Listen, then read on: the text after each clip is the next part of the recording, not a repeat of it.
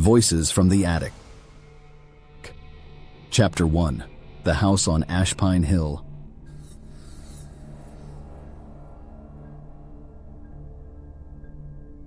Claire Mitchell had never believed in ghosts. At 26, she was pragmatic, logical, and freshly divorced, searching for peace and a place to rebuild her life. That's what led her to the house on Ashpine Hill. It was old, Victorian, and far too large for one person, but it was cheap and secluded. Perfect. Or so she thought. On her third night in the house, Claire awoke to faint voices above her ceiling. Not loud, just whispers. Barely audible, she dismissed it as wind, maybe rodents. Still, the sound sent a chill down her spine. It happened again the next night. This time she heard her name. Chapter 2. The Locked Hatch. The attic hatch was located at the end of the hallway upstairs, sealed with thick layers of paint. Claire didn't have the key, and the realtor had brushed off her questions, saying it was just storage. By day, the house felt normal. Light filled the rooms and the wood creaked with comforting age. But by night, the atmosphere changed. The air grew colder, shadows seemed to linger, and always those whispers. She recorded them, played the audio back. Her heart skipped a beat. Claire, let us out. Chapter 3. The Sound Technician. Claire reached out to a friend from college, Julian, who worked in audio engineering. He cleaned up the recording. It's layered, he said. There's not just one voice, there are many. Male, female, some I can't identify. Also, there's a frequency anomaly. It's as if these sounds aren't being picked up normally, almost like they're imprinted. He laughed nervously. Whatever it is, it's not wind. Chapter 4. The First Night Upstairs.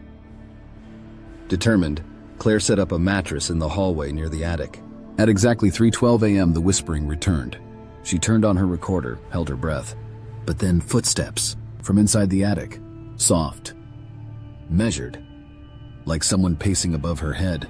Then something fell. A heavy thud. She screamed. The attic door rattled. Then silence. Chapter 5. Opening the Hatch. The next day, Claire chipped away the paint around the hatch and pried it open with a crowbar. Dust and mold greeted her. The attic was cramped, filled with boxes and old furniture covered in sheets. But something stood out. In the center of the room was a circle of burnt wood. Blackened, charred, ritualistic. On the wall, scratches. Let us out. She snapped photos, sent them to Julian. Then she saw it. In the corner of one photo, barely visible, a face, gaunt. Hollow-eyed, watching. Chapter 6. History of the house. Julian helped research the property. In 1894, it belonged to a spiritualist named Eliza Carr. She hosted seances, claimed to contact the forgotten ones. In 1901, the house was abandoned after 3 guests went missing during a ritual. The local paper called it the Vanishing Room Incident. The attic was sealed shortly after. Claire found an old journal beneath a floorboard. Eliza's handwriting was shaky, frantic. They answer when no one else will. But once they speak, they never stop. Chapter 7. They get stronger. The whispers became voices. The voices became screams. Claire could no longer sleep. Objects moved. Lights flickered. At night, reflections in windows showed figures standing behind her. Julian returned, determined to help.